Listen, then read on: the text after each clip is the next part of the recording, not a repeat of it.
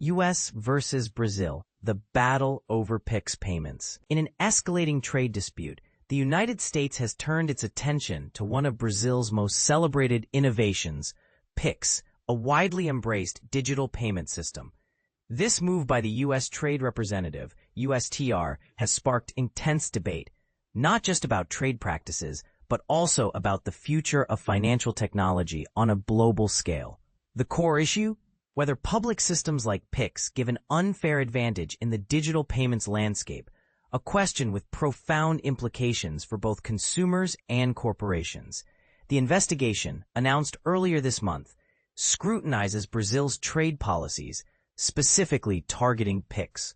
According to the USTR, these policies may discriminate against American businesses and hinder their ability to compete in Brazil's booming digital economy. For instance, major players like Google Pay and Apple Pay have struggled to make significant inroads into the Brazilian market, largely due to PIX's dominance. These companies haven't been able to establish a strong presence here, explains Daniel Santos Kosinski, an economics professor at the State University of Rio de Janeiro.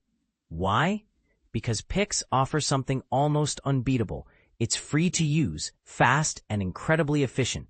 But here's where it gets controversial. What if the U.S. isn't just concerned about fairness? Some experts suggest that gaining access to consumer data might be another motive behind this investigation. Big tech thrives on collecting vast amounts of user information, which can then be leveraged for targeted advertising and other revenue streams. However, Brazil's central bank operates differently. It doesn't sell your data. As Santos Kosinski puts it, Brazil's central bank won't monetize your transactions for profit. Could this clash reflect deeper tensions over how data should be managed in the digital age? PIX, launched in 2020 under the management of Brazil's central bank, has revolutionized the way Brazilians handle money. Today, approximately 3/4 of the population, around 160 million people, use PIX regularly. Compare that to the mere 6.6% who rely on Apple Pay, or the 9.7% using Google Wallet. PIX has become so dominant that it outpaces traditional payment methods like credit cards, debit cards, and even wire transfers combined.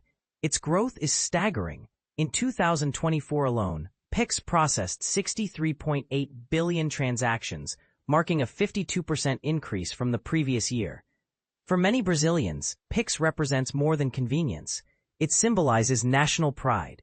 Take Rebecca Neves da Luz, a medical student in Sao Paulo, who shared her preference for PIX over foreign alternatives. I feel more comfortable supporting a homegrown solution rather than relying on Silicon Valley giants, she explained. It's simpler, safer, and aligns with my values. However, the rise of public digital infrastructure like PIX challenges the conventional model of private sector-led innovation. Giselle Truzzi, a legal expert specializing in digital law, argues that PIX sparks critical conversations about the role of governments in creating public goods. Should more nations follow Brazil's lead and build their own real-time payment platforms? Or does this approach stifle competition from private entities?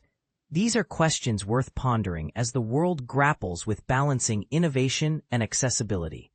And this is the part most people miss, the geopolitical undertones. Beyond trade and tech, there's a broader strategy at play. With Brazil being a key member of BRICS, an alliance comprising Russia, India, China, and South Africa, the U.S. may see this investigation as a way to counter China's growing influence. Christopher Garman, managing director for the Americas at the Eurasia Group, notes that while big tech may not have directly orchestrated the dispute, specific interests are certainly driving it.